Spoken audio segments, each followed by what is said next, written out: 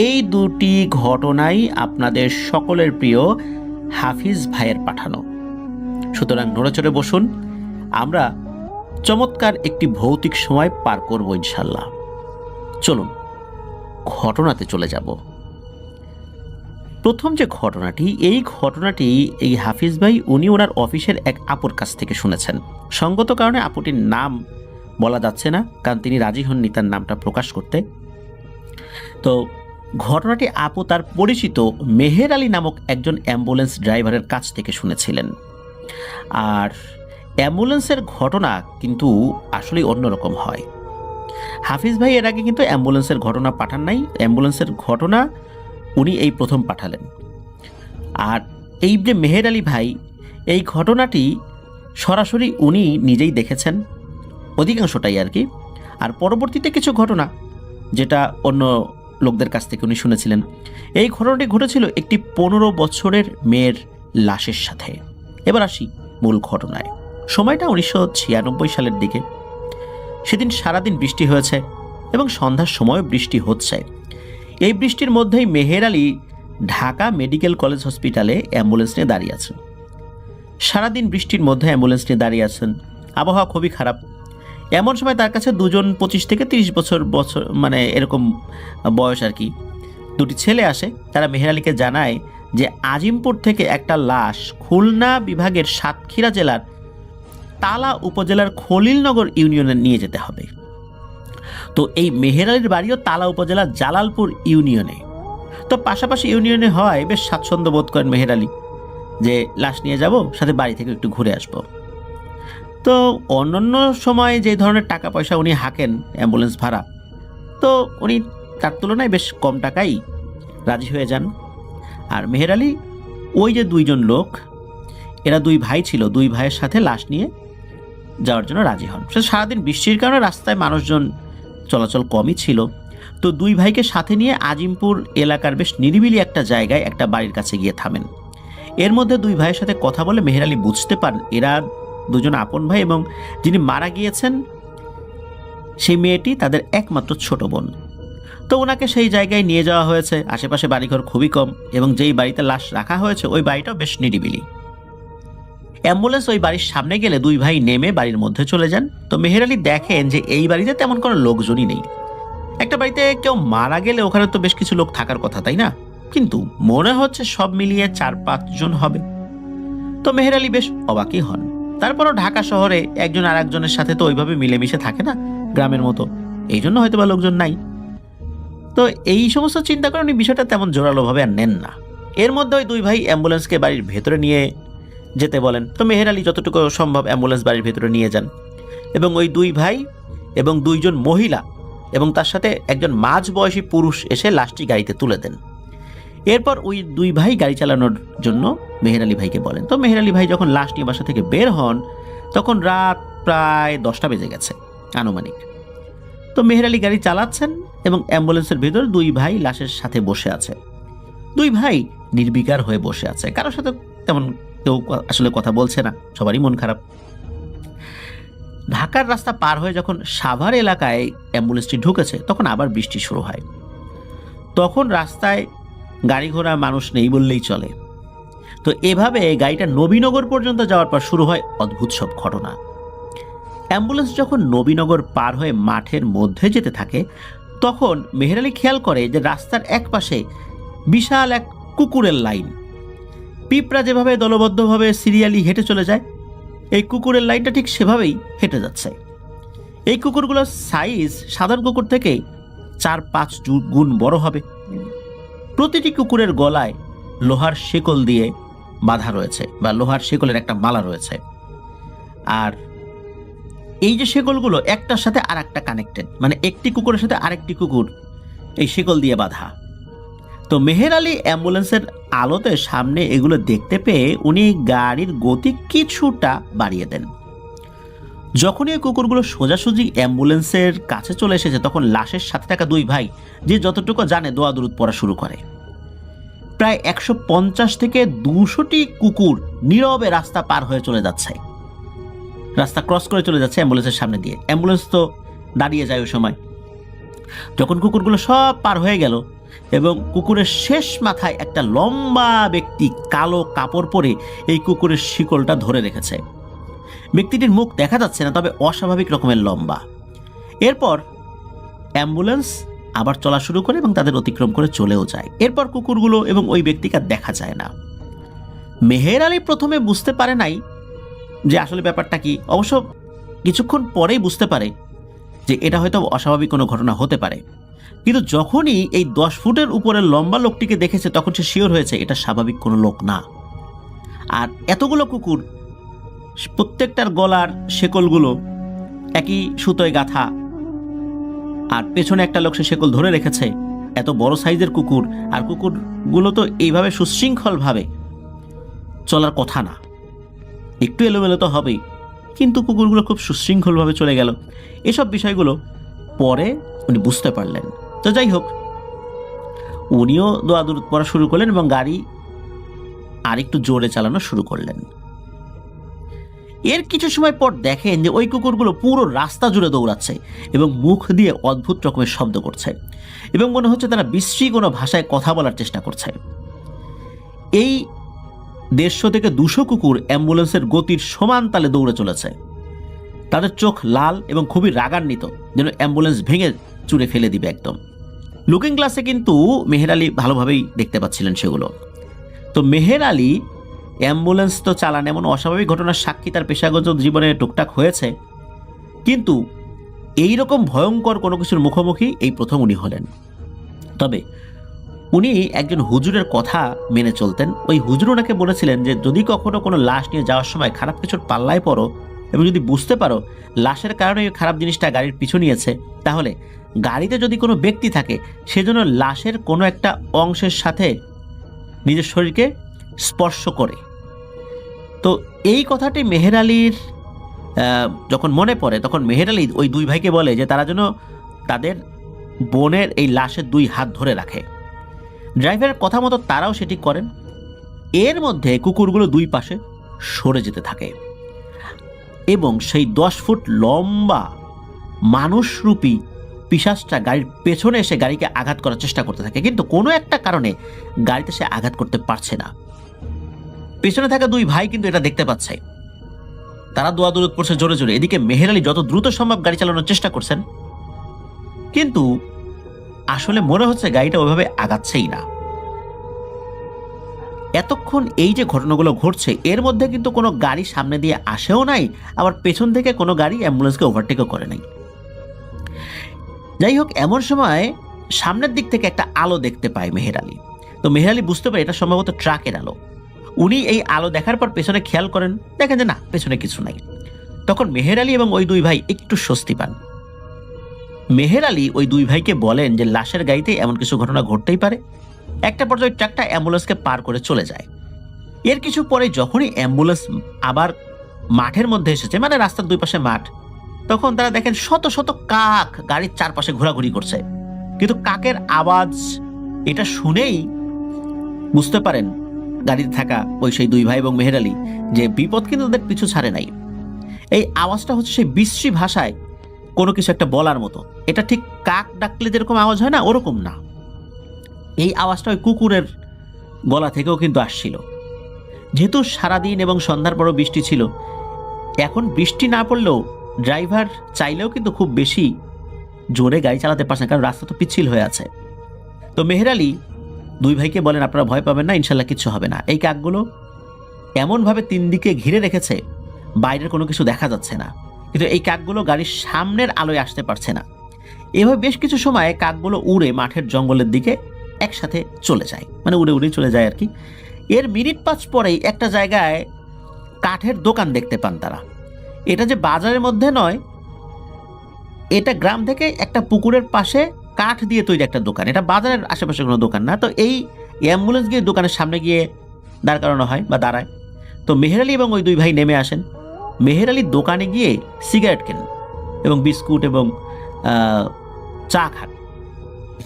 তো ওই 2 ভাই গাড়ি থেকে নেমে ওই দোকানে বসেন। তো মেহের আলী কিছু খাওয়ার অনুরোধ করলেও ওই 2 ভাই কিছুই খায় না।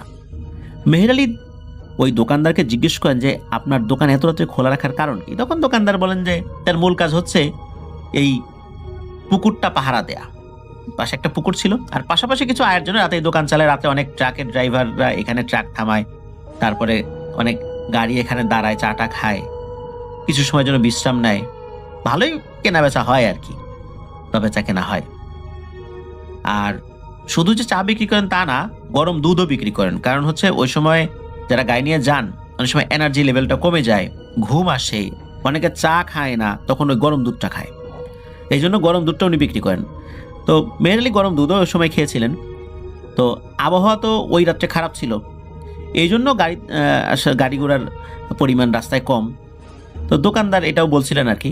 দোকানদারের সাথে মেহের আলী আলাপ করছে। এর মধ্যে দুই ভাইয়ের এক ভাই অ্যাম্বুলেন্সের কাছে যায় এবং গিয়ে চিৎকার করে ওঠে। তার চিৎকার শুনে অন্য ভাই মেহের আলী এবং দোকানদার এক দৌড়ে অ্যাম্বুলেন্সের কাছে যায়। তারা ওখানে গিয়ে আশ্চর্য হয়ে যায়, অ্যাম্বুলেন্সে লাশ নাই। দুই ভাই পাগলের মতো লাশ আশেপাশে খুঁজতে থাকে, সাথে অ্যাম্বুলেন্সের চালকও খুঁজতে থাকে। এক পর্যায়ে এই দুই ভাইয়ের মধ্যে যে ছোট, ও পুকুরের কাছে গিয়ে চিৎকার করে ওঠে, পুকুরে লাফ মারে সে। এটা দেখে ড্রাইভার সহ অন্য সবাইও, ওই দোকানদারও পুকুরের কাছে যায়, গিয়ে দেখে লাশ পুকুরের মাঝখানে পানি থেকে একটু উপরে রয়েছে, মানে মাঝখানে দেখা যাচ্ছে, কিন্তু লাশ পানিতে কিন্তু স্পর্শ করছে না, মানে পানি থেকে একটু উপরে। আর ওই ভাই পানিতে লাফ দিয়ে লাশের কাছে যাওয়ার চেষ্টা করছে। এটা দেখে বড় ভাইটাও পুকুরে লাফ দেয়। দুই ভাই যখনই লাশের কাছাকাছি যাবে সেই মুহূর্তে লাশ পুকুরের আর এক পাশে সাঁ করে চলে যায়। আবার দুই ভাই সেখানে যায়, ঠিক আগের মতো লাশ একাই পুকুরের আর এক পাশে আবার চলে যায়। এই দৃশ্য দেখে ওই দোকানদার ড্রাইভারকে জিজ্ঞেস করেন এটার কারণ কি। তখন ড্রাইভার লাশ নিয়ে আসার পথে যা যা ঘটেছে সব ঘটনা দোকানদারকে খুলে বলেন। এটা শুনে দোকানদার দুই ভাইকে তাড়াতাড়ি উঠে আসতে বলেন, যে ভাই তোমরা তাড়াতাড়ি উঠে আসো, লাশের পিছনে সময় দিও না, বিপদে পড়ে যাবা। কিন্তু দুই ভাই তো বোনের লাশ এভাবে রেখে উঠে আসতে চায় না। দোকানদার তাকে আশ্বস্ত করেন যে এই লাশে কিচ্ছু হবে না, কিন্তু এখন যদি আপনারা উঠে না আসেন আপনাদের ক্ষতি হবে। অনেক কিছু বোঝানোর পর দুই ভাই পুকুর থেকে উঠে আসে। এদিকে ওই দোকানদার কিছু শুকনো কাঠ এবং বাঁশ দিয়ে পুকুরের চারপাশে আগুন ধরিয়ে দেন। দুই ভাই উঠে আসার পর দোকানদার বলেন, আপনারা এখন ধৈর্য ধরে অপেক্ষা করেন, এখান দিয়ে মাঝরাতে একজন আলেম যান, তাহাজ্জুদের নামাজ পড়েন, পাশাপাশি মসজিদের ইমামতি করেন। উনি খুব ভালো মানুষ, উনি এই বিষয়গুলোর খুব ভালো সমাধান করতে পারেন, উনি আসা পর্যন্ত আপনারা অপেক্ষা করতে হবে। তো দোকানদার এবং মেহের আলী দুই ভাইকে অনেক বুঝিয়ে অপেক্ষা করতে বলেন। আর এদিকে কি ওই লাশ কিন্তু পুকুরের এপাশ ওপাশ একা একাই ঘুরে বেড়াচ্ছে, মানে লাশটা যে হেঁটে যাচ্ছে তা না, কিন্তু পানির থেকে মনে হচ্ছে আধ হাত উঁচুতে ভেসে বেড়াচ্ছে আর কি, একবার এই পাশে যায় ওপাশে যায়, মানে মনে হচ্ছে বাতাসে এদিক ওদিক ঘুরে বেড়াচ্ছে। এদিকে ওই দোকানদার পুকুরের আশেপাশে যত কাঠের চলা শুকনো বাঁশ ছিল একের পর এক আগুন ধরিয়েই যাচ্ছে। রাত 2টার দিকে হুজুর একটা বাইসাইকেল নিয়ে দোকানের দিকে আসেন, তখন দোকানদার তাকে থামতে বলেন। সবাই মিলে রাতে ঘটে যাওয়া ঘটনাটি হুজুরকে বলেন এবং দুই ভাই খুব কান্না করতে থাকেন। তিনি তার বোনের লাশটি পুকুর থেকে তুলে আনার জন্য খুব অনুরোধ করেন, মানে বড় ভাই অনুরোধ করেন, ছোট ভাই বলছিলেন আর কি। তো হুজুর রাতের সব কথা শোনেন, দুই ভাইকে বলেন আপনার বোন মারা গিয়েছে কিভাবে সেটাকে খুলে বলেন, আশা করি মিথ্যা বলবেন না। তখন বড় ভাই সব কথা খুলে বলেন। তিনি বলেন, আমার বোনের উপর ভয়ঙ্কর এক কালো জাদু করা হয়েছিল, আমার বোন সেই যন্ত্রণা থেকে মুক্তি পাওয়ার জন্যই আত্মহত্যা করেছে। তো হুজুর বলেন পুরো ঘটনাটি খুলে বলতে। তখন বড় ভাই বলেন, ঘটনা শুরু আজ থেকে 3 বছর আগে। আমাদের বাড়ির পাশে একটা বিল আছে, আমার ছোট বোন প্রতিদিন ভোরবেলা শাপলা ফুল তুলতে যেত। যেহেতু বিলটা বাড়ির খুব কাছেই আর ও ওখানেই বড় হয়েছে, তাই এসব বিলে ভোরে গিয়ে শাপলা ফুল তোলা, মাছ ধরা এগুলো স্বাভাবিক ছিল। এবং এই বিলের সাথে অনেকগুলো তাল গাছ, খেজুর গাছ এগুলো ছিল। তো একদিন আমার মা ছোট বোনকে বলে, তুই সকাল সকাল ফুল তুলতে গেলে একটু তাল গাছের নিচে খুঁজে দেখবি যদি পাকা তাল পাওয়া যায়। তো এই কথা শুনে আমার বোন বলে, ঠিক আছে মা, আমি সকালে গিয়ে দেখব। তো আমার বোন সকাল মনে করে সেদিন গভীর রাত্রে বিলে চলে যায়। প্রথমে তাল গাছের নিচে গিয়ে তাল খুঁজতে থাকে, কিন্তু একটি তালও খুঁজে পায় না। এরপর ও বিলে নেমে ফুল তুলতে থাকে। এক পর্যায়ে তাল গাছ থেকে ধপাস করে একটা তাল পড়ার আওয়াজ সে শুনতে পায়। ও বিল থেকে উঠে ফুলগুলো বিলের ধারে রেখে তাল গাছের নিচে যায়, গিয়ে দেখে যে নিচে অসংখ্য তাল পড়ে রয়েছে, অথচ কিছুক্ষণ আগেও কিন্তু সে দেখেছে গাছের নিচে একটা তালও ছিল না। ও তালগুলো একটা একটা করে গুছিয়ে এক জায়গায় জড়ো করছে। হঠাৎ ও খেয়াল করে কালো পোশাক পরা একটা লম্বা মানুষ, সেও তাল গুছিয়ে তার মতো করে এক জায়গায় রাখছে। ওই লম্বা লোকটিকে দেখে আমার বোন বলে, আপনি কে? তখন ওপাশ থেকে ওই জিনিসটা বলে ওঠে, আমি তোমার জন্য তাল গুছিয়ে রাখছি, এখন থেকে তুমি প্রতিদিন এসে তাল নিয়ে যাবা। এ কথা শুনে আমার বোন বলে, আপনার মুখটা দেখি আপনাকে তো চিনি না, তো আমি দেখি তো চিনি কি না। এই কথা বলার পর ওই জিনিসটা কোনো উত্তর না দিয়ে মানুষের মতো করে তাল গাছ বেয়ে ওঠা শুরু করে। এটা দেখে আমার বোন সোজা বাড়িতে চলে আসে এবং বাড়িতে এসে আমাদেরকে বলে যে কি ঘটনা ঘটেছে। তখন আমরা আমার বোনকে বকা দেই যে এবং গভীর রাত্রে সে কেন গিয়েছে। তখন আমার বোন বলে যে সে মনে করেছিল সকাল হয়ে গেছে। যাই হোক, আমার বোনের মুখে এত তাল পড়ার কথা শুনে আমরাও ওই বিলের ধারে তাল গাছের নিচে যাই। গিয়ে দেখি আসলেই অনেকগুলো তাল পড়ে রয়েছে, কিন্তু তালগুলো আধা পাকা। গাছ থেকে পাকা তাল পড়ার কথা, আধা পাকা তাল পড়ার কথা না। কিন্তু এগুলো প্রায় সব আধা পাকা এবং প্রায় 30টির মতো তাল পড়েছিল। কিন্তু যে ব্যক্তিটিকে আমার বোন দেখেছিল, আমরা গিয়ে তাকে আর দেখতে পাইনি, এবং যে তাল গাছ বেয়ে ওঠার কথা বলেছিল সেই গাছেও ভালো করে খুঁজেও তাকে আর দেখতে পাইনি। যাই হোক, এরপর আমরা বাসায় চলে আসি, সব স্বাভাবিকভাবেই চলছিল। এর প্রায় 4 মাস পর সকাল মনে করে গভীর রাত্রে আবারও আমার বোন বিলে ফুল তুলতে যায়। ডাঙার কাছাকাছি ফুল তুলতে তুলতে যে একটু বেশি পানির মধ্যে যাবে, হঠাৎ ও দেখে সেই লম্বা কালো পোশাক পরিহিত লোকটি অনেকগুলো ফুল হাতে নিয়ে দাঁড়িয়ে আছে এবং বিলের মাঝখানে তাকে ফুল নিয়ে যাওয়ার জন্য ডাকছে, কিন্তু তার মুখটি দেখতে পাচ্ছে না ও। এটা দেখার পরই আমাদের বোন দ্রুত বাড়ির দিকে মুখ ঘুরিয়ে শাপলা ফুল হাতে নিয়ে বিলের থেকে উঠে আসার চেষ্টা করে। ও যখন নাকি বাড়ির দিকে মুখ করে বিলের ভিতর থেকে উঠে আসার চেষ্টা করছিল, তখন কিছু একটা পেছন থেকে দ্রুত পানির নিচ দিয়ে তার কাছে আসতে থাকে। এর মধ্যে কোনো কিছুতে তার পায়ের নিচে একটা আঘাত করে। সে বিল থেকে উঠে বাড়ি চলে আসে। বাড়ি এসে সে দেখে যে পায়ের গোড়ালিতে কেটে গেছে। তখন সে তার মাকে ডাকে এবং যা যা ঘটেছে সব বলে। মা তখন তাকে আবারও বকা দেয়, তুই আবারও মাঝরাতে কেন বাইরে গেছিস। তারপর মা কাটা জায়গায় কাপড় পেঁচিয়ে দেয় এবং পরিবার থেকে কড়াকড়ি নির্দেশ থাকে আর যেন ফুল তুলতে বা তাল কুড়োতে সে আর না যায়। এর মধ্যে তার শরীর শুকিয়ে যেতে থাকে।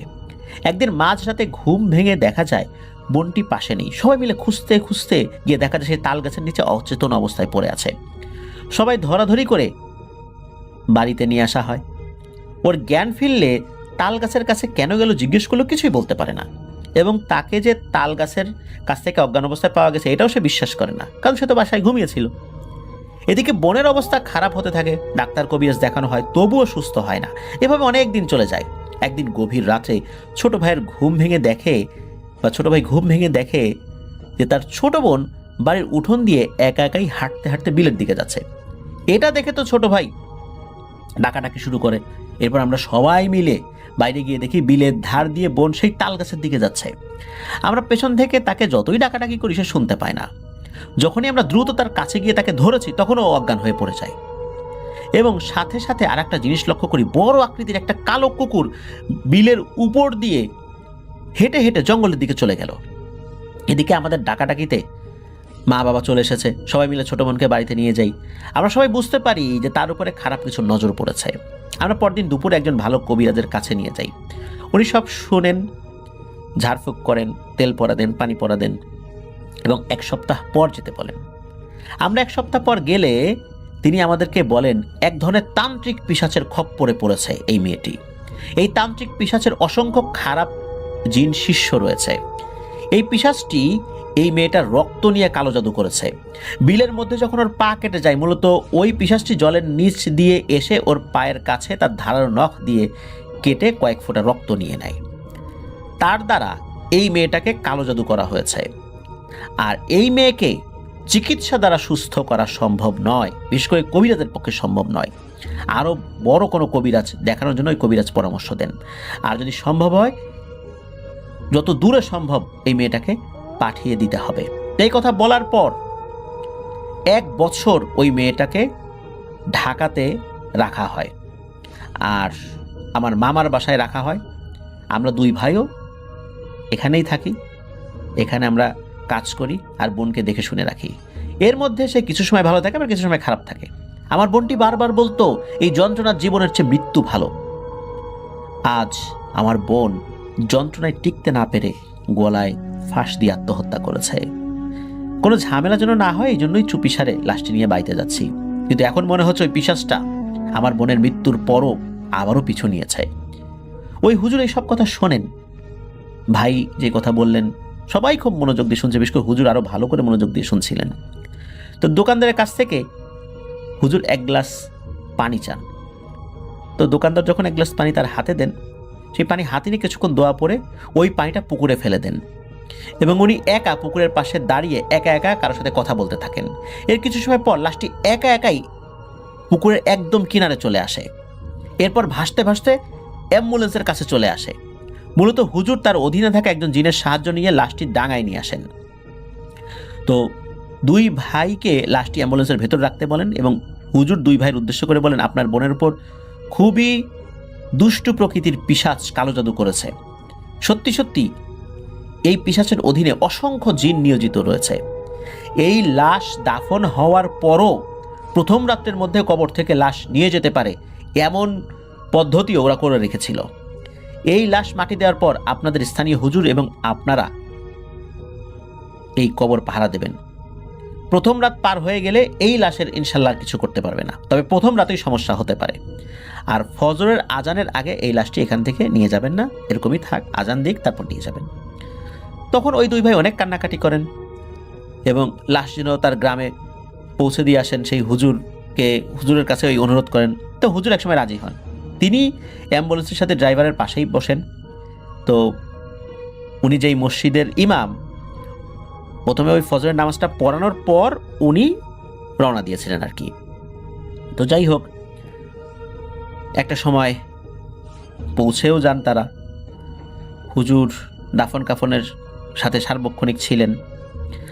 আর কবর পাহারা দেওয়ার জন্য এই প্রথম রাতে উনি বেশ কিছু ঝাড়ফুঁক করে দেন, যে প্রথম রাতে যারা কবর পাহারা দিবা তাদেরকে সিলেক্ট করেন, তাদেরকে ঝাড়ফুঁক করে দেন, বলে দেন তোমাদের ইনশাল্লাহ কোনো ক্ষতি হবে না, আমার কিছু ভালো জিন তোমাদের সাথে থাকবে, আর আল্লাহর উপর ভরসা রাখো, আল্লাহর কালাম পড়ে কাজ শুরু করবা, ইনশাল্লাহ কোনো দুষ্টু জিন তোমাদের কোনো ক্ষতি করতে পারবে না। তো ওই সময়ে অনেকেই সাহস করেছিল যে আমরাও পাহারা দিব। যারা এসেছিলেন তাদের প্রত্যেকেই হুজুর দোয়া পড়ে ফু দিয়ে দিয়েছিলেন। তো যাই হোক, তো মেহের আলী ড্রাইভার ভাই যিনি, উনি তো আসলে ওই রাত পর্যন্ত ছিলেন না।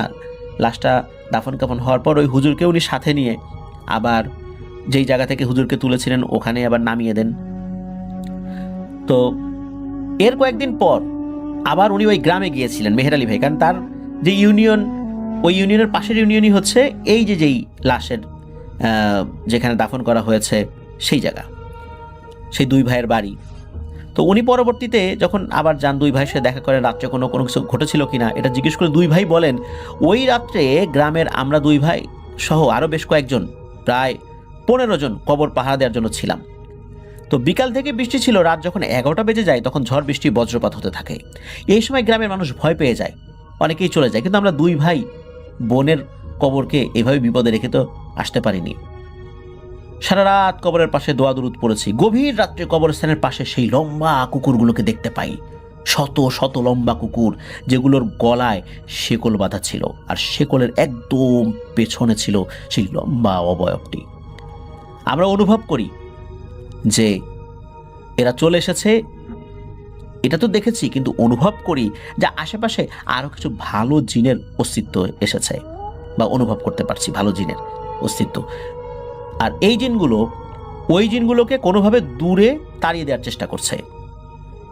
আর ওই পিশাচগুলো রাগে অনেক দূরের বড় বড় গাছের ডাল ভেঙে ফেলছিল, কিন্তু কোনো একটা অদৃশ্য কারণে আমার বোনের কবরের ধারের কাছে আসতে পারছিল না। একটা সময় ফজরের আজান দেয় এবং পরিস্থিতি সব স্বাভাবিক হয়ে যায়। এরপর আর খারাপ কিছু ঘটে নাই আল্লাহর রহমতে। তো এটি ছিল ঘটনা। প্রিয় লিসেনার্স, আসলেই অ্যাম্বুলেন্সের সাথে কতই না ঘটনা ঘটে। কিছু ঘটনা আমরা জানতে পারি, আর কিছু ঘটনা কখনোই জানতে পারি না। সবাই যে ঘটনা বলবে বিষয়টা এরকম না। অনেক অ্যাম্বুলেন্স চালকের সাথে অনেক ভয়ের ঘটনাও ঘটে। আর এমন একটি ঘটনার সামান্য একটু বিষয় আমি নিজেই প্রত্যক্ষ করেছিলাম, আর সেটি ইতোমধ্যে আমি বলেও ছিলাম, তারপরও আমি একটু বলি। সেটা হচ্ছে আমারই খুব কাছের একজন আত্মীয়, যে 6ই জানুয়ারি, এই বছরের 6ই জানুয়ারি মারা যায়। তো মারা যাওয়ার পর উত্তরা থেকে লাশটা বাগেরহাট নিয়ে যেতে হবে। পরের দিন নির্বাচন, রাস্তায় কোনো গাড়ি ঘোড়া চলছে না, কিচ্ছু নাই। তো ওই অবস্থাতে পুলিশের যে অ্যাম্বুলেন্স, সেই এরকম একটা অ্যাম্বুলেন্স রাজারবাগ পুলিশ লাইন থেকে আসে। সেই অ্যাম্বুলেন্সে লাশ নিয়ে যাওয়া হয়। আমি অন্য একটি মাইক্রোতে ছিলাম যাওয়ার সময়, কিন্তু আসার সময় আমি অ্যাম্বুলেন্সেই বসেছিলাম। সারা পথে একটা মানুষও নাই, কারণ পরের দিন নির্বাচন, তো শুধু পুলিশের গাড়িগুলো দেখা যাচ্ছে যারা টহল দিচ্ছে। যেহেতু পুলিশের অ্যাম্বুলেন্স, এটাকে কেউ থামায় নাই। তো একটা জায়গায় এসে আমাদের গাড়ি যিনি চালাচ্ছেন উনি একজন পুলিশের কনস্টেবল, উনি গাড়িটা থামান এবং বলেন যে ভাই, একটা সমস্যা মনে হচ্ছে। আমি যখন গাড়ি চালাচ্ছি মনে হচ্ছে আমার হাত ধরে কেউ গাড়িটার সামনের চাকা বাম দিকে খাদের মধ্যে নামিয়ে দেওয়ার চেষ্টা করছে 2 বার, আমার হাতের উপর চাপ দিয়ে। তখন উনি গাড়িটা থামানোর পর এমন জায়গা থামান, সেখান থেকে একটু সামনে একটা চায়ের দোকান ছিল। তো ওখানে আমরা চা খাই।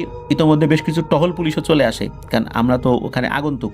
তো তারা যখন দেখেন এটা পুলিশের অ্যাম্বুলেন্স, সব কথা জিজ্ঞেস করার পর ওনারা আবার ওখান থেকে চলে যান। তো অ্যাম্বুলেন্সে থাকা অবস্থাতে আমি নিজে অ্যাম্বুলেন্সের চালক ভাইয়ের কাছ থেকে এই কথাটা শুনলাম। আমি নিজে ওই সময় অ্যাম্বুলেন্সে বসা, 6 জানুয়ারি রাতের বেলা, ভোর হলেই নির্বাচন, বুঝতেই পারছেন খুব বেশি দিন আগের কথা না।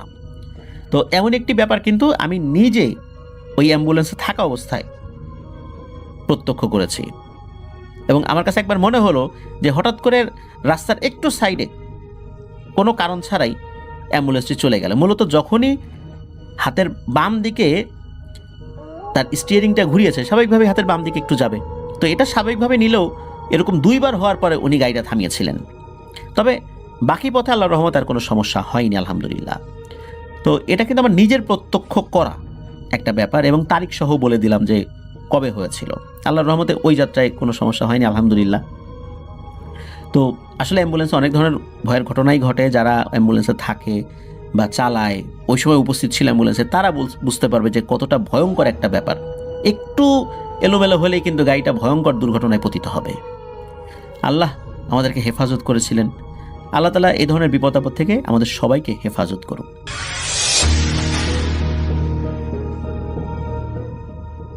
আসসালামু আলাইকুম, আমি আপনাদের মাহমুদ শোয়েব বগুড়ার এয়ারপোর্ট এলাকা থেকে বলছি। আজকে একটি ভয়ঙ্কর ঘটনা আপনাদের সামনে উপস্থাপন করতে যাচ্ছি। এই ঘটনাটি আমাদেরকে পাঠিয়েছেন ময়মনসিংহ জেলার গফুরগাঁও উপজেলার এক শ্রোতা। নিজের নাম প্রকাশ করতে চাননি সে। তার বয়স মাত্র 17 বছর। তিনি লিখেছেন, আসসালামু আলাইকুম ভাইয়া, আমি সরাসরি ঘটনায় চলে গেলাম। আমাদের বাড়ি ছিল একেবারে গ্রামের শেষ মাথায়। বাড়ির পিছনে বিশাল একটা পুকুর। পুকুরটার এক পাশে ছোট্ট বাঁশঝাড় আর এক পাশে পুরনো কবরস্থান। ছোটবেলা থেকেই শুনতাম ওই কবরস্থানে নাকি অনেক পুরনো অজানা কবর আছে। আমরা এসব কথায় বিশ্বাস করতাম না। তো এই ঘটনাটি রমজান মাসের শেষের দিকে, রাত প্রায় 3টা, সেহেরির সময় হওয়ার কথা। হঠাৎ আমার ঘুম ভেঙে গেল ওই আজানের শব্দে। কিন্তু অদ্ভুত ব্যাপার হলো, আজানটা মসজিদ থেকে না, ওই আজানের শব্দটা আসছে পুকুর পাড় থেকে। আমি ভাবলাম হয়তো কেউ ভুল করে আগেই আজান দিয়ে দিচ্ছে, কিন্তু শব্দটা যেন ভারী, কর্কশ, যেন দূর থেকে পানির ভিতর দিয়ে আসছে। আমি জানালা ফাঁক দিয়ে তাকালাম। পুকুরের মাঝখানে হালকা কুয়াশা, আর সেই কুয়াশার ভিতরে দাঁড়িয়ে আছে সাদা কাপড় পরা এক অবয়ব। পরের দিন রাতে আমি কাউকে কিছুই বলিনি এই বিষয়ে, কিন্তু ঠিক সেই সময় আবার আজান। কালকে রাতে যেই সময় আজানটা শুনেছিলাম, আবার আজকে রাতেও এই একই আজান শুনতে পাচ্ছি। এইবার শুধু আমি একাই শুনছি না, সাথে আমার আব্বুও শুনতে পাচ্ছেন। তিনি বললেন, এই সময় তো আমাদের মসজিদে আজান দেওয়ার কথা না, বা আজান তো দেওয়া হয় না। আমরা বাইরে বের হলাম এবং আমি আর আব্বু আস্তে আস্তে দুজনের হাত ধরে হাঁটতেছি। দুজনকে আমি ভয় পাচ্ছি শিওর, কিন্তু আব্বুকে দেখেও মনে হচ্ছে যে আব্বুও ভয় পাচ্ছে। আমরা আস্তে আস্তে পুকুর পাড়ে গিয়ে দেখি চারিদিক একদম নিস্তব্ধ, কিন্তু বাঁশঝাড়ের ভেতর থেকে হঠাৎ একটা কারো কান্নার আওয়াজ স্পষ্ট শুনতে পাচ্ছি। আমি আব্বুকে বললাম, আব্বু তুমি কি কান্নার আওয়াজ শুনতেছ? আব্বু বলছে, হ্যাঁ আমি শুনতে পাচ্ছি, তুইও কি একই আওয়াজ শুনতে পারতেছিস? আমি বললাম, হ্যাঁ আব্বু আমিও শুনতে পাচ্ছি। তো এইবার এই দ্বিতীয় রাতের এই ঘটনা গেল। তার পরের দিন রাতে ঘটনা আরো ভয়ঙ্কর হয়ে যায়। আমার ছোট ভাই হঠাৎ চিৎকার করে ওঠে। দৌড়ে গিয়ে দেখি সে পুকুরের ধারে দাঁড়িয়ে কাঁপছে, মানে খুবই কাঁপছে। মানে একটা মানুষ যদি সারাটা দিন পুকুরের ভিতরে নেমে থেকে গোসল করে, তারপরে ঠান্ডা পানির ভিতরে তাকে তুললে যেভাবে কাঁপবে, ঠিক সেইভাবে হঠাৎ হঠাৎ করে কাঁপছে। তো সে বলল, পানির ভিতর থেকে কেউ হাত বাড়িয়ে তাকে টেনে নিয়ে যাওয়ার চেষ্টা করেছে। তো আমরা তার কথা শুনে ওই সময় হাতে আব্বুর লাইট ছিল, এই লাইট দিয়ে সরাসরি পুকুরের ভিতরে লাইট মারে, টর্চ লাইট। লাইট মারার পরে আমরা পানির উপর গোল গোল ঢেউ, যেন একটু আগেই কেউ পানিতে ডুব দিয়েছে। পানিতে ডুব দিলে যেমন চারিদিকে, মাঝখানে যদি ডুব দেওয়া হয় চারিদিকে ঢেউ ভেসে ভেসে যায় পাড়ের কিনারা পর্যন্ত, ঠিক সেই রকম গোল গোল ঢেউ ভেসে যাচ্ছে। আমরা বুঝতে পারলাম যে এই মুহূর্তেই কেউ ওই পানিতে ডুব দিয়েছে। তো কিন্তু একটু পরে আমরা অপেক্ষা করলাম, দেখি পুকুরে কেউ নেই। এই ঘটনাটি যখন ঘটে যায় বিভিন্ন জায়গাতে, এই ঘটনাটি আব্বু বলেছিল এবং মুহূর্তের মধ্যে আমাদের গ্রাম পারিপার্শ্বিক আরো অনেক গ্রাম আছে, যে গ্রামগুলোতে এই ঘটনাটি ছড়িয়ে যায়। পরের দিন ইমাম সাহেবকে ডাকা হলো। তিনি শুনে বললেন, এই পুকুরে আগে কেউ ডুবে মারা গিয়েছিল।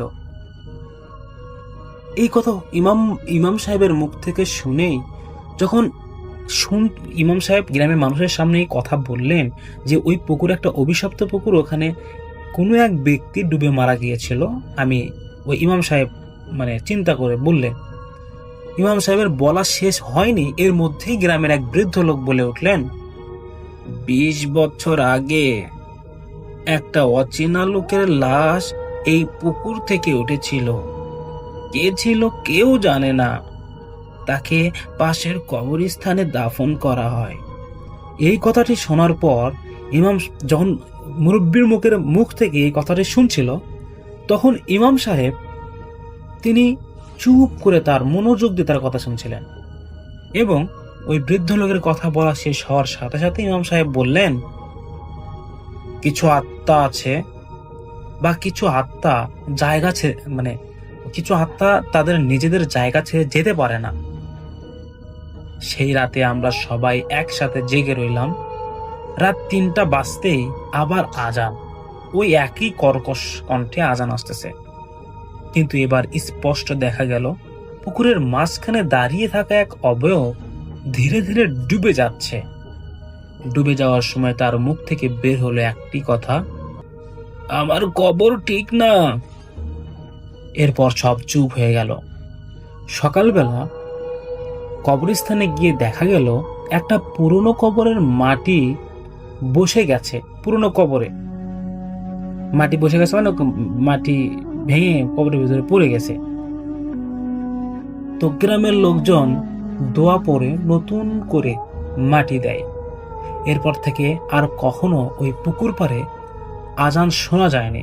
কিন্তু আজও গ্রামের লোকজন বলে যে রমজানের শেষের দিকে বা শেষ 10কে ভোরের আগে পুকুর পাড়ে কুয়াশা জমলে দূর থেকে আজানের শব্দ এখনো ভেসে আসে।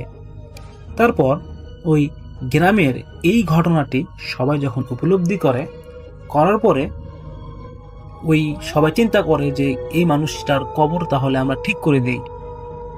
কবর ঠিক করে দেওয়ার পর কয়েকদিন সব কিছু শান্ত ছিল। আমরা ভেবেছিলাম, যাক আলহামদুলিল্লাহ, আমরা হয়তোবা এই বিপদ থেকে বেঁচে গেলাম এবারের মতো। কিন্তু ঘটনাটা আবার শুরু হলো। এবং আগের চেয়েও ভয়ঙ্কর রূপে। রমজানের শেষ রাতে, ঠিক শবে কদরের আগে, এই শবে কদরের আগের দিন রাত 2:50 হঠাৎ ঘুম ভেঙে যায়। এইবার আজান না, এবার অদ্ভুত গুঞ্জন শোনা যায়, যেন অনেক মানুষ একসাথে নিচু স্বরে কিছু পড়ছে।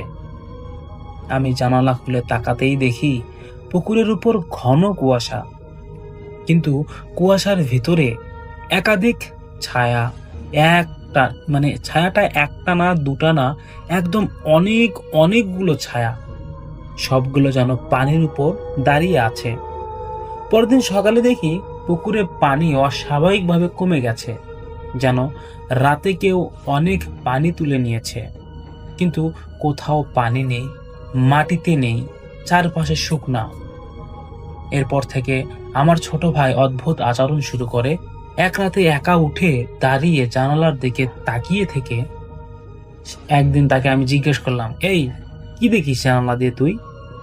সে ধীরে বলল, ভাইয়া, ওরা ডাকতেছে, ওরা কবরের নিচে সবাই, ওদের খুব ঠান্ডা লাগছে ভাইয়া। আমাদের শরীর কাঁপতে শুরু করলো। এরপর গ্রামবাসী কয়েকজন সাহসী লোক সিদ্ধান্ত নেয় সেই পুরনো কবরটা আবার খোঁড়া হবে এবং ইমাম সাহেব দোয়া পড়ে কবর খোঁড়ার অনুমতি দেন। কবরের মাটি সরানো হলো, কিন্তু ভিতরে কোনো কফিন নেই, কোনো হাড় নেই, কিছুই নেই, শুধু ভেজা কালো কালো কাদা মাটি। যেন কেউ কখনো তাকে ওখানে ওই কবরে দাফন করাই হয়নি। সেই রাতে সবচেয়ে ভয়ঙ্কর ঘটনাটি ঘটে রাত 3টার সময়। আবারও আজান শুরু হলো, কিন্তু এবার মসজিদ থেকেও আজান হচ্ছে। দুটো আজান একসাথে, একটা স্বাভাবিক আর একটা গভীর ভারী পানির ঢের মতো। হঠাৎ পুরো পুকুরের পানি একসাথে ঢেউ তুলে মাঝখানে ঘূর্ণিঝড় তৈরি করে। আমরা দূর থেকে দেখলাম পানির মাঝখানে কালো একটা গর্তর মতো কিছু, যেন ভিতরটা ফাঁকা। তারপর একটা চিৎকার, আমাদের কেউ কবর দেয়নি। এরপর হঠাৎ শান্ত সবকিছু এবং আজানও বন্ধ, এবং ওই ঢেউ যে আসতেছিল সেই ঢেউ বন্ধ হয়ে যায়। পরের দিন পুকুরের পানি স্বাভাবিক হয়ে যায়। ছোট ভাই আর কিছু বলে না, কোনো ছায়া দেখে না, কিন্তু একটা জিনিস এখনো অদ্ভুত, পুকুরের মাঝখানে শাপলা ফুল কোনো দিন ফোটেনি। আর ভোরের আগে সেখানে কুয়াশা জমে ঘূর্ণির মতো ঘোরে।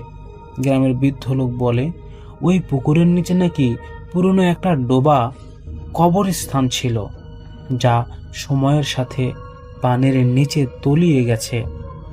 তো এই ছিল ঘটনা ভাইয়া। যদি ঘটনাটি ভালো লাগে তাহলে অবশ্যই আপনাদের চ্যানেলে আমাদের ঘটনাটি দেবেন। খুবই ভালো লাগে ভাই, আপনাদের সকল ঘটনা আমরা শুনি। তো ওকে, এই তো ধন্যবাদ, আপনার ঘটনাটি পড়া হলো। এরকম আরও ঘটনা আমাদেরকে সাপোর্ট করবেন, এবং আমাদের ঘটনা যদি আপনাদের ভালো লাগে তাহলে আপনারা আপনাদের কাছের যে বন্ধু বান্ধব আছে যারা ভূত এফএম শোনে তাদের মাঝে শেয়ার করে দেবেন। ধন্যবাদ, আসসালামু আলাইকুম।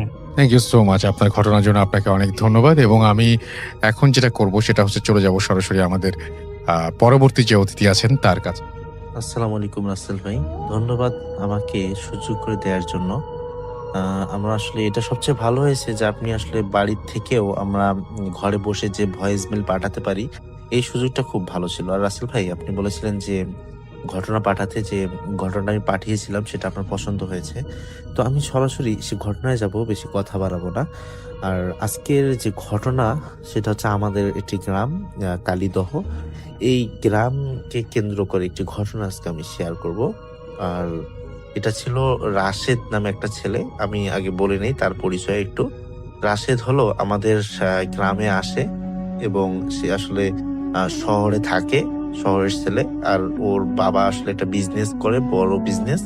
আর সেই ক্ষেত্রে তারা আসলে সপরিবার শহরেই থাকে এবং সেই গ্রামে আসে। তারপর এই ঘটনাটা আর কি ঘটে যায়। আসলে আমি সরাসরি ঘটনায় চলে যাই। আমি রাকিব আল হাসান, লালমনিরহাট জেলা আদিতমারি থানা থেকে বলছি।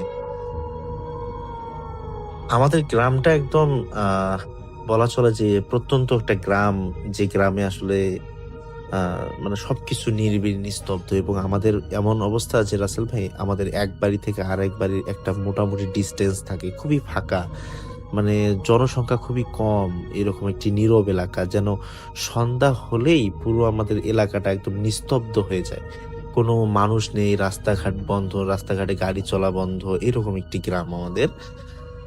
আর মানে মোটামুটি আমাদের গ্রামে আবার বট গাছ, এদিকে শালবন আছে, বট গাছ একটু ঘেরা, মোটামুটি এরকম আর কি।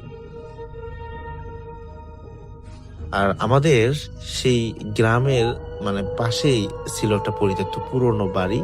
তো সবাই বলতো যে সেখানে বহু বছর আগে মানে ভয়ানক কিছু ঘটেছিল। তা একদিন সেই শহরে থাকে যে আমাদের রাশেদ, ওর বাবা সহ শহরে থাকে, হচ্ছে আমাদের গ্রামে আসে। তো সে তার দাদার পুরনো বাড়ি দেখতে আসছিল, যে ওর দাদার বাড়িটা কেমন, ওই যে পরিত্যক্ত বাড়িটা। তো গ্রামের লোকরা তাকে বারবার সতর্ক করলো, যে তারা বলল রাত হলে ওই বাড়ির দিকে না যাইও, তুমি অন্য কোথাও থাকো, এরকম বলছে রাসেল ভাই। কিন্তু রাশেদ এসব কুসংস্কার বলে হেসে দিল, যে হ্যাঁ এগুলা তো আমি ইয়াতে দেখি, আমি অনেক মুভি টুভি দেখি, এগুলা সমস্যা নাই, এগুলা সব আসলে অভিনয় বা এগুলা কিছুই না, এরকম একটা কুসংস্কার বলে উড়িয়ে দিল। মোট কথা এইটাই রাসেল ভাই। এখন রাত যখনই নামে গ্রামটা পুরো অদ্ভুত হয়ে যায়। এটা তো বললাম খুবই মানে নৃশংস একটা মানে মনে হয় যে স্তব্ধ, কোনো আওয়াজ নেই, শব্দ নেই। একা বের হইলে যদি এটা কথা বলা যায়, কথাটা বহু দূর যায়, এরকম একটা অবস্থা। আর মানে দেখা যাচ্ছে যে যদি একটা শেয়াল ডাকে, আমাদের বাড়ির থেকে একদম ইজিলি শোনা যাচ্ছে যে শেয়াল ডাকতেছে, আমাদের মানে কোনো ফাঁকা স্থান থেকে বা ইয়া থেকে শেয়াল ডাকতেছে বোঝা যায়। তো রাশেদ আজকে ঠিক করলো যে আজ সেই ওই পুরোনো বাড়িতে মানে দেখবে। সেই জন্য হাতে একটা টর্চ লাইট নিয়ে সে বাড়ির দিকে হাঁটতে শুরু করে। তো বাড়ির কাছে পৌঁছাতেই ওর ঠান্ডা হাওয়া একটা বয়ে গেল, একটা অদ্ভুত একটা হাওয়া, ঠান্ডা এরকম। তো ওর মনে হলো যে কেউ যেন তাকে দেখছে এরকম, যেহেতু ওখানে বলা বলি হয়েছে, তারপর এরকম মনে হয়। চারপাশ তাকিয়ে দেখতে পেলো যে আসলে অত আশেপাশে কেউ নাই। পরে বাড়ির দরজাটা ও যখন খুললো, আর খোলার পর মানে খোলার পর যখন ও ভিতরে ঢোকার পর ওর হচ্ছে যে ওর প্রধান যে রুমটা ছিল ওখানে ঢুকবো করে আরেকটা গেট। রাসেল ভাই পরের গেটটাও দেখলো যে মানে আপনা আপনি নিজে থেকেই খুলে গেল। আর সেই মুহূর্তেই ওর মনে একটা ভয় লেগে গেল। তো দরজাটা মানে একদম কর্কর শব্দ করে খুলছিল, এরকম যে রাশেদের একদম বুকের ভেতর তখন মানে তুকপুকানি বেড়ে গেল। কিন্তু কৌতূহল তাকে ভিতরে ঢুকতে বাধ্য করলো, যে আমি দেখবই ঘরের ভেতর কি আছে। তারপর ঘরের ভেতর অনেক ধুলো আর মাকড়সার জাল ছিল। মনে হচ্ছিল যে বহু বছর কেউ এখানে আসে নাই, কারণ ওখানে তো কেউ ছিল না, কেউ ভয়ে ঢুকতেও না। টর্চের আলোয় সে পুরনো দেয়ালে অদ্ভুত কিছু দাগ দেখতে পায়। তো হঠাৎ উপরের তলা থেকে একটা শব্দ আসে, যেন কেউ ধীরে ধীরে হাঁটছে ওখানে। তো রাশেদ ভাবলো যে হয়তো কোনো প্রাণী, বা অনেকদিন থেকে বাড়িতে তো কেউ নেই, হয়তো কোনো কিছু আছে, এরকম মনে করছিল। কিন্তু রাসেল ভাই শব্দটা মানুষের পায়ের মতো লাগছিল। সে ধীরে ধীরে একদম সিঁড়ির দিকে আসলো, আগায়। প্রতিটি ধাপ উঠতে তো তার পা শিউরে উঠছিল, যে না জানি কি হবে। হঠাৎ টর্চের আলোয় এক মুহূর্তের জন্য নিভে গেল, একদম মানে চারপাশ সম্পূর্ণ অন্ধকার হয়ে গেল। সব মানে সেই অন্ধকারে সে কারো শ্বাস নেওয়ার শব্দ শুনে ওই ওই জায়গাটাতে খুব কাছে, ঠিক তার পিছনে, এরকম মনে হচ্ছে যে কেউ একজন তার মানে তারপরেও কেউ একজন এখানে আছে। তো খুব কাছে, ঠিক তার পিছনে মনে হলো। যে রাশেদ দ্রুত পিছনে ঘুরলো, কিন্তু সেখানে কেউ ছিল না। আবার উপরের ঘর থেকে দরজা বন্ধ হওয়ার শব্দ হলো, মানে যে এ বাড়িতে কেউ যে উপস্থিত আছে এটা ওর মনে হলো, যে উপরের দরজা কেউ খুলছে, চলাফেরা করছে স্বাভাবিকভাবে উপরের তালার, এরকম একটি ঘটনা। আর তখনই রাশেদ বুঝলো যে সে এখানে একা না, এখানে হয়তো বা কোনো কিছুর উপস্থিতি, জিন বা অন্য কিছু হয়তো বা এখানে আছে, এটা সে মনে করলো। রাশেদ সাহস করে উপরে উঠতে গেল, সিঁড়ির কাঠগুলো কটমট শব্দ করছিল। হঠাৎ বাতাস যেন তার মানে আরো ঠান্ডা হয়ে গেল, তার নিঃশ্বাসে ধোঁয়া বের হচ্ছিল। উপরে পৌঁছে সে একটা লম্বা করিডোর দেখলো। করিডোর অনেকগুলো বন্ধ দরজা ছিল। হঠাৎ একটি দরজা নিজে থেকেই খুলে গেল। ভিতর থেকে অদ্ভুত গন্ধ আসছিল, মনে হচ্ছিল যে পচা কিছু আছে সেখানে। সে ধীরে ধীরে ভেতরে ঢুকলো। ঘরের দেয়ালে পুরোনো ছবিগুলো ঝুলছিল, ছবিগুলো মানে আর মানে চামচিকা এগুলোতে ভরা পুরো রুমটা। তারপর ছবিগুলোর চোখ যেন তার দিকে তাকিয়ে আছে এরকম মনে হচ্ছে। হঠাৎ একটি ছবি মাটিতে পড়ে গেল। প্রচন্ড শব্দে রাশেদ চমকে উঠল। আর সেই সময় সে ফিসফিস করে কথা বলার মানে শব্দ শুনলো, কিন্তু ঘরে তো সে একাই ছিল। টর্চের আলো কাঁপছিল। হঠাৎ পিছনের দরজা একদম বন্ধ করে দিল। এখন ও রুমে ঢোকার পর হঠাৎ করে তার দরজাটা বন্ধ করে দেয়। দেওয়ার পর ও তো দৌড়ায় সেখানে চলে গেল দরজার কাছে। তো রাশেদ দরজার জোরে ধাক্কা দিচ্ছে, কিন্তু হঠাৎ ঘরের এক মানে কোণা থেকে একটা শব্দ, কান্নার শব্দ আসলো রাসেল ভাই। তো শব্দটা ছিল একটা মহিলা, এরকম মনে হচ্ছিল। তো ওনার না মানে কান্না তো করছিল, ধীরে ধীরে দেখতেছে রাসেল ভাই ওনার কান্না না একদম বেড়ে যাচ্ছে, জোরে জোরে কান্না হচ্ছে। রাশেদের তো রাসেল ভাই শরীর একদম কাঁপাকাঁপি শুরু হয়ে গেছে। মানে যখনই ও লাইটের যে টর্চের আলোটা এটা যখন কর্নারে ফেললো, ও দেখতে পেলো যে ওখানে তো কিছুই নাই, অথচ ওখান থেকে কান্নার আওয়াজ। তারপর হঠাৎ করে দেখি যে ও আসলে মনে হচ্ছিল যে ওর পিছনে ঠিক মানে তার একদম পাশে যদি এসে রাসেল ভাই দেখবেন যে আমরা যদি কোথাও দাঁড়াই, তার পাশে যদি কেউ বসে এসে মানে দাঁড়ায় বা এরকম, ওটা কিন্তু বোঝা যায় মোটামুটি। ওটা এটা বুঝতে পারলো যে ওর পিছনে কেউ আছে। সে ঘুরে মানে কি একটা মানে একদম মানে কালো প্রকৃতির এটা কি দেখলো, ছায়ার মতো। হ্যাঁ, ও তো চিৎকার দিয়ে উঠলো। তখন মানে ও চিৎকার দেওয়ার পর মানে ও দেখতে পেলো যে ওর যে পুরো রুমটা ছিল, রুমের মধ্যে কেমন জানি রক্তাক্ত হয়ে গেল রাসেল ভাই। মানে রক্তের দাগগুলো এগুলো মানে দেখা যাচ্ছে। তখন তো ওর অবস্থা খুবই খারাপ। দরজা হঠাৎ করে নিজেই খুলে গেল। পরে রাশেদ একদম দৌড়ে করিডোর থেকে বের হয়ে আসে। তারপর করিডোরটা মানে ঠিক আগে যেরকম ছিল ওরকম নেই, করিডোরটা সব দরজা একদম খুলে গিয়েছিল। আর ভিতর থেকে মানে ও চিন্তা করলো যে ভিতরে এরকম একটি পরিবেশ। তখন ও তো প্রচন্ড ভয়ের মধ্যে ছিল যে এরকম ঘটনা ওর সঙ্গে ঘটতেছে, ও আসলে কিভাবে ওখানে স্থির থাকবে। তারপর ও চিন্তা করলো যে আমার হয়তো বা এখানে থাকা ঠিক হচ্ছে না। হ্যাঁ, এই চিন্তা করে পরে ও আসলে বাসার থেকে বের হয়ে সে পালিয়ে চলে যায়। রাসেল ভাই, এটাই ছিল আমার প্রথম ঘটনা। এবং তারপর এটা এসে আমাদের গ্রামবাসীকে কিন্তু বলছে রাসেল ভাই। পরে বলার পর বলছে এরকম। তা অনেকে মুরব্বী বলছে, দেখো তোমরা তো আসলে এই যুগের লোক, তোমরা তো কোনো কথা বিশ্বাস করো না, এরকম একটা কথা বললাম তোমরা বিশ্বাস করলে না। হ্যাঁ, তারপর বলো যে চাচা আমার ভুল হয়েছে, আমি আর কখনো এটা যাবো না, সাহস করতে যাবো না। এরপরে আর মানে ঘটনা এটাই এখানেই ছিল। রাসেল ভাই ধন্যবাদ। Thank you so much. আপনার ঘটনার জন্য আপনাকে অনেক ধন্যবাদ। এবং আমি এখন যেটা করব সেটা হচ্ছে চলে যাব সরাসরি আমাদের পরবর্তী যে অতিথি আছেন তার কাছে। রাসেল ভাই, আপনি আশা করি ভালো আছেন এবং ভালো দলে আছেন। আমি নাইম, গাজীপুর থেকে বলতেছি। আমি এর আগে একটি আপনাকে ঘটনা পাঠিয়ে দিয়েছিলাম, সেটা আপনার চ্যানেলের মধ্যে শেয়ার করছিলেন। তো অনেকেই এই ঘটনাটি পছন্দ করেছে এবং অনেকেই আরেকটি ঘটনা শুনতে চেয়েছিল।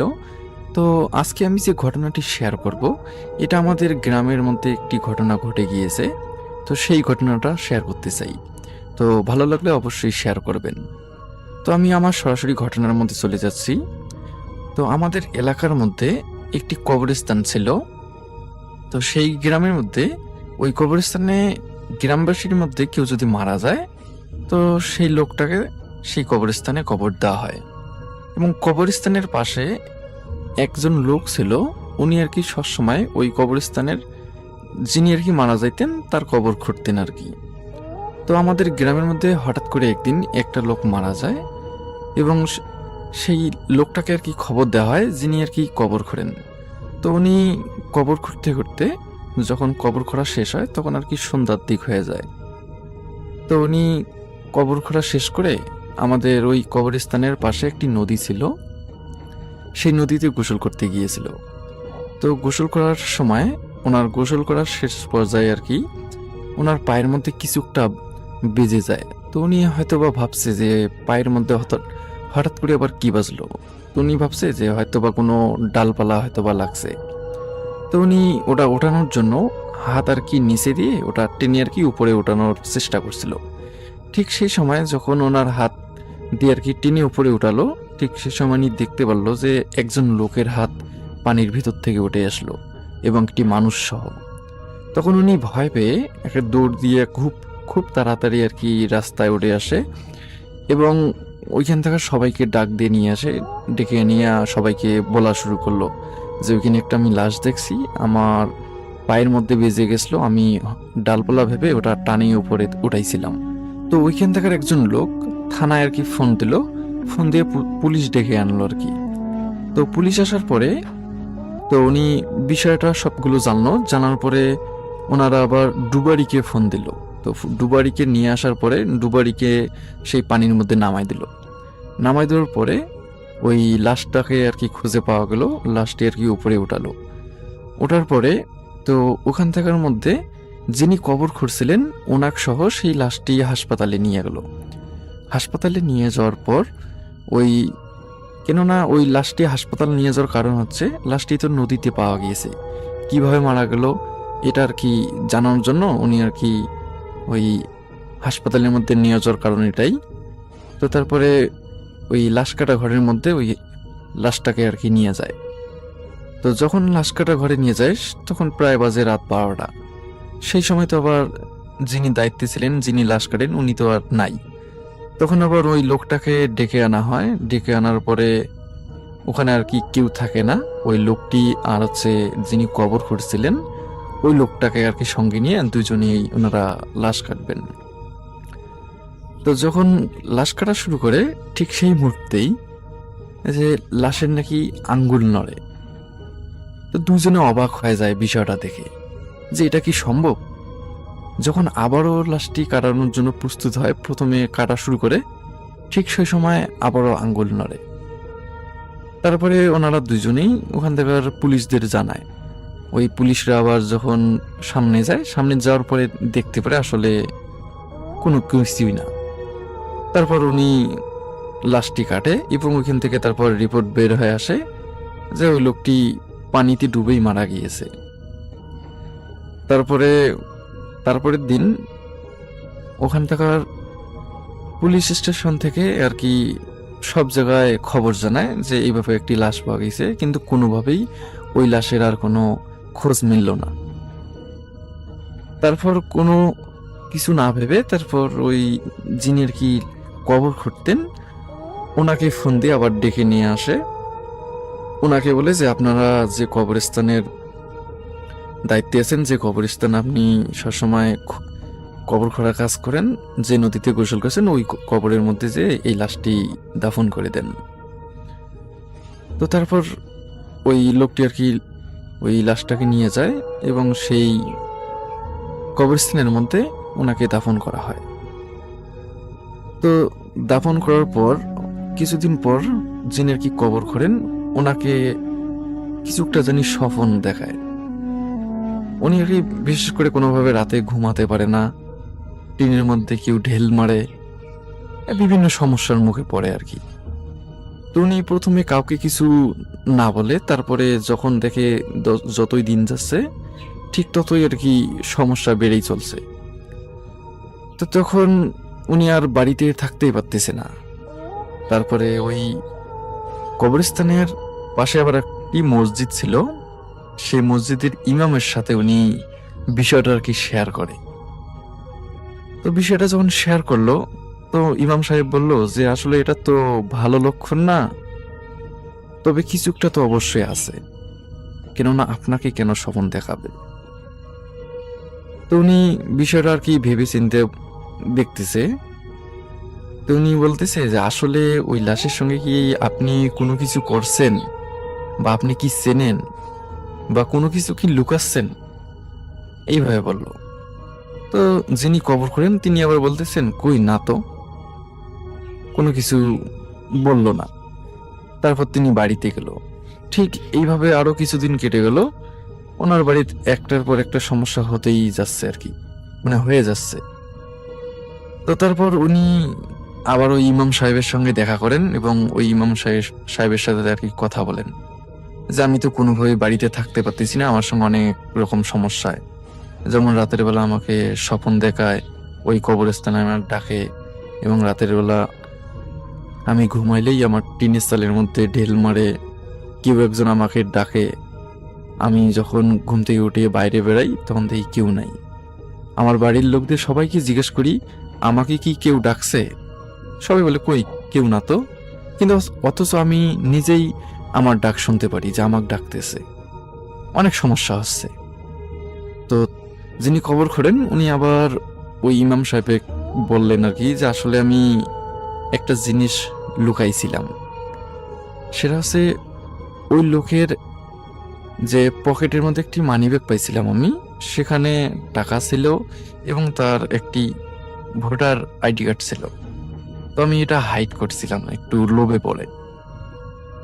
তো উনি ইমাম সাহেব আর কি বুঝতে পারছে যে বিষয়টা আসলেই কতটা নিখারজনক।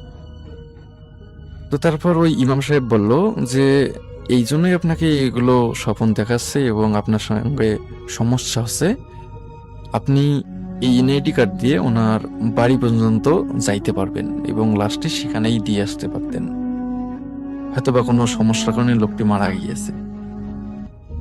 তো তারপরে ওই লোকটি, ওই যিনি কবর করেন উনি আর কি ওই ঠিকানায় ওনাদের বাড়িতে গিয়েছিলেন। তো যিনি আর কি মারা গিয়েছিলেন পানিতে ডুবে, তো বাড়িতে যে দেখে ওনাদের বাড়ির অবস্থা খুবই খারাপ, এবং উনি যে নিখোঁজ হয়ে গিয়েছিলেন, যিনি আর কি মারা গিয়েছেন, মানে হঠাৎ করে নাকি নিখোঁজ হয়ে গেছে, অথচ ওনাদের বাড়িতে কেউ বলতে পারে না যে লোকটি কোথায় গেল, কিভাবে কোথায় আছে। তো তারপরে পুরো বিষয়টা খুলে বলে এবং ওই লোকটি যিনি কবর করেন তিনি আর কি যে টাকাগুলো পেয়েছিল সেই টাকাগুলো আর কি দিয়ে দিয়েছে। তারপর পুরো বিষয়টা খুলে বলছে, কিন্তু ওনারা প্রথমে বিশ্বাস করতে চায় না আসলে পুরো বিষয়টা। তো তারপরে ওনাদের ওই যিনি মারা গিয়েছিলেন পানিতে ডুবে, ওনাদের গার্জিয়ান আর কি কিছু আমাদের এলাকায় আসে, আমাদের গ্রামে আসে আর কি জাস্টিফাই করে দেখে আসলে এই ঘটনাটা সত্য। তো তারপর থেকে নাকি ওনার সঙ্গে আর কোনো ঘটনা ঘটে নাই বা কোনো সমস্যা হয়নি। তো এই পর্যন্তই। তো রাসেল ভাই, আশা করি এই ঘটনাটি সবার ভালো লাগবে এবং এটা একটা সত্য ঘটনা। তো আবারও যদি এই ঘটনা শোনার পরে আরো কারো কাছে যদি বলে যে আমরা আরো কিছু ঘটনা শুনতে চাই, তাহলে আমি আরো ঘটনা আমাদের এলাকায় আছে সেগুলো আমি বলবো। তবে অবশ্যই আমাকে জানাতে হবে যে আসলে আপনারা এই ধরনের ঘটনাগুলো শুনতে চান কিনা। তবে এই ঘটনাটা কিন্তু 100% একটি সত্য ঘটনা। তো রাসেল ভাই, এখানেই আমি শেষ করছি। আল্লাহ হাফেজ। Thank you so much. আপনার ঘটনার জন্য আপনাকে অনেক ধন্যবাদ। এবং আমি এখন যেটা করব সেটা হচ্ছে চলে যাব সরাসরি আমাদের পরবর্তী যে অতিথি আছেন তার কাছে। ধন্যবাদ রাসেল ভাই আমাকে ঘটনা বলার সুযোগ দেওয়ার জন্য। আমার নাম রিপন, আমি এসেছি আদিত্যবাড়ির লালমনিরহাট থেকে। আজকে যে ঘটনাটা আমি আপনাকে শেয়ার করব, এই ঘটনাটা আমাকে পাঠিয়েছে জাহিদ, তার বাড়ি রংপুরের গঙ্গাচড়া এলাকায়। আমি চেষ্টা করব তার মতো করে আপনাকে ঘটনাটা শেয়ার করার। রাসেল ভাই, জাহিদ একসময় রংপুর মেডিকেল কলেজ হাসপাতালে মর্গের পাহারাদার হিসেবে কাজ করত। মর্গ মানেই তো এক নিথর নিস্তব্ধতার জায়গা, যেখানে মানুষ মারা যাওয়ার পর রাখা হয় একটা জায়গায়, হিমশীতল জায়গায়, আসলে যাতে লাস্ট নষ্ট না হয় এই জন্য আসলে রাখা হয়। তো জাহিদের সাথে এক রাতে একটা খুবই ভৌতিক ঘটনা ঘটেছিল, যা সে কোনোদিনই ভুলতে পারেনি। সেই ঘটনাটা আমাকে শেয়ার করেছে, আমি চেষ্টা করবো সেই ঘটনাটা আপনাকে বলার। তো সে ঘটনার সময় ছিল 2005 সালের দিকের কথা। ঘুরঘুরে অন্ধকার এক বর্ষা রাত। তো হাসপাতালের পুরনো মর্গের ঘরটা ছিল একদম নির্জন কোনায়। সেই রাতে মর্গে 3টে লাশ ছিল। দুইটা ছিল অনেক কয়েকদিন আগে পুরনো, আর একটা আজ বিকেলে আসা এক মধ্যবয়সী মহিলা লাশ, যিনি এক রহস্যময় সড়ক দুর্ঘটনায় মারা গিয়েছেন। তো রাত আনুমানিক 2টা বাজে। জাহিদ ভাই বাইরের বারান্দায় বসে হারিকেন জ্বালিয়ে ঝিমাচ্ছিলেন। তো হঠাৎ হঠাৎ শুনলো মর্গের ভিতরে স্ট্রেচারে টানার একটা শব্দ। স্ট্রেচারে গেলে টানা যেন চ্যাঁ চ্যাঁ বা খ্যাস খ্যাস একটা যে শব্দ হয় সেরকম। তো সে স্পষ্ট বুঝলো যে এটা হচ্ছে স্ট্রেচারের শব্দ। শব্দ শুনে সে বুঝেছে।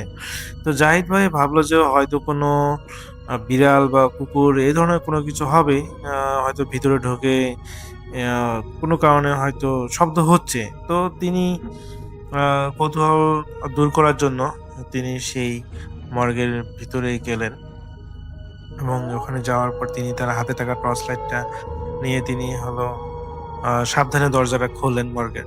তো ভিতরে ঢুকতে জাহিদ ভাইয়ের নাকে একটা তীব্র ফরমালিন আর পচা মাংসের গন্ধ লাগলো। টর্চের আলোটা যখন তিনি স্ট্রেচারের উপরে ফেললেন তখন দেখলেন সেই মহিলার পাশে, মানে যে মহিলারা আজকে হলো লাস্টটা এসেছিল যেই মহিলার, তো ওনার পাশে থেকে সাদা চাদরটা মেঝেতে পড়ে আছে।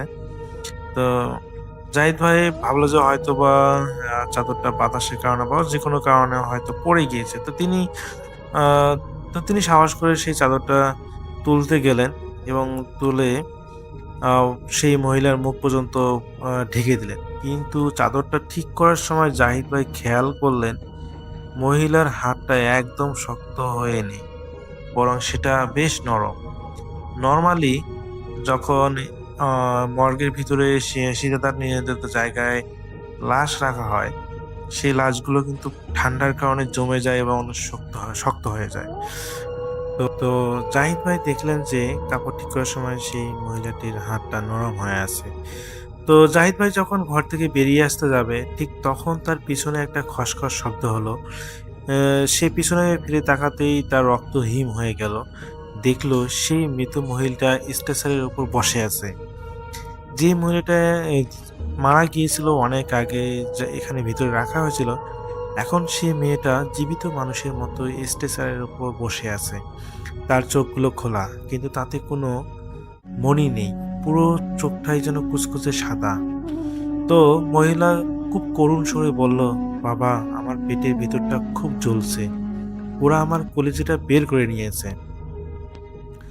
জাহিদ ভাই এটা দেখে এত ভীষণ ভয় পেল যে এই মহিলা কিভাবে সম্ভব এখানে স্ট্রেচারের মধ্যে একজন মরা মানুষ কিভাবে বসে আছে আর তার চোখগুলো ভয়ঙ্করভাবে সাদা।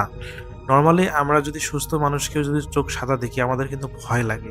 ঠিক সেই রকম ভাবে এখানে সেই মহিলাটির চোখগুলো সাদা এবং সে বলতেছে তার নাকি কলিজা কেটে নিয়েছে এবং তার খুব পেটের ভিতর জ্বলছে, এই ধরনের বললো। তো এটা শুনে এবং এটা তার চোখগুলো এবং তার জীবিত হওয়া দেখে জাহিদ ভাই যেন জমে গেল, এত পরিমাণ ভয় পেয়েছে সে। তো সে দেখলো মহিলার পেট থেকে ধীরে ধীরে কালো রঙের পোকা বের হচ্ছে। হঠাৎ মর্গের ভিতরে সব আলমারি আর ডয়ার একসাথে খুলতে শুরু করলো এবং বন্ধ হতে শুরু করলো। তো পাশে স্ট্রেচারে থাকা বাকি দুটো লাশও চাদরের নিচে নড়াচড়া শুরু করলো। মনে হচ্ছিল যেন পুরো মর্গের ভিতরে যে লাশগুলো আছে সবগুলো যেন জীবিত হয়ে উঠে আসতেছে। তো সেই মহিলা এবার স্ট্রেচারের থেকে নিচে নামলো। তার হাঁটার ধরন ছিল একদম অন্যরকম, যেন শরীরের হাড়গুলো সব ভাঙা। সে জাহিদের দিকে এগোতে লাগলো আর তার মুখটা অস্বাভাবিক বড় হতে লাগলো। সে ফিসফিস করে বলল, তুমিও আমার কলজা নিতে এসেছো? তো জাহিদ ভাই কি বলবে সে বুঝতে পারলো না, কারণ এইরকম একটা ভয়াবহ অবস্থায় কেউ সেখানে সজ্ঞানে বা সুন্দরভাবে সুস্থভাবে দাঁড়িয়ে থাকা প্রায় অসম্ভব। তো রাসেল ভাই, জাহিদ ভাই চিন্তা করলো যে এখানে থাকা মোটেও নিরাপদ নয়। সে দৌড় দিতে চাইলো, কিন্তু রাসেল ভাই সে যখন দৌড় দিতে চাইলো তখনই সেই মর্গের গেটটা অটোমেটিকভাবে বন্ধ হয়ে গেল। তো আর সেই প্রত্যেকটা স্ট্রেচারে বা হচ্ছে ডয়ারগুলোর থেকে লাশগুলো ধীরে ধীরে বের হচ্ছে এবং তার দিকে এগিয়ে আসতেছে। জাহিদ ভাই এটা দেখে আর সে আর কি তার জ্ঞানটা ধরে রাখতে পারলো না। রাসেল ভাই সে অজ্ঞান হয়ে গেল, তার আর কিচ্ছু মনে নেই। তো ও যখন জাহিদ ভাইয়ের জ্ঞান ফিরে তখন তিনি দেখেন যে তিনি একটা